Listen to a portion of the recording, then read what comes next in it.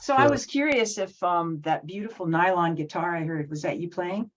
The nylon guitar was a very minimal amount of me playing. We had a few guitarists come in and help us, but I compose.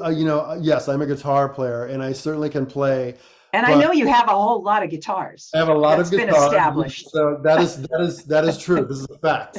Um, but for some of the beautiful, intricate stuff that was in there, we hired a few people who can just do it better and have more patience. Because at this point, the composing, when I sit down and start to record, sometimes I Yeah. really can only get into it if I know I don't have like a deadline coming that night or the next day, because then I start pressing and getting perfection is like my worst enemy. So Yeah. we had a really Yeah. great group of musicians in general on the score that really, really brought it to life. Did you use any, sometimes I know in my experience I've brought in, there's the ethnic players that are truly the ethnicity, and then there's the studio people who can play that stuff. And Yeah. sometimes you're really lucky and get a studio player who's really understands and has the feel for that stuff. And I'm just curious if you but then sometimes the ethnic guys and gals, they can't play in tune or things like that happen. Did you have any of those experiences or? Right. And or reading music can also be a thing. I've Yeah. encountered Yeah. that too. Yeah. Which, sometimes works for the better when you're just vibing and just, following the Yes. groove.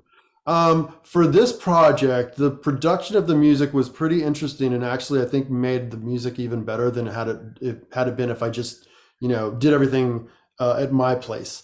How it worked was there was certainly local recordings that were happening. Not necessarily your usual session musicians came in on my side.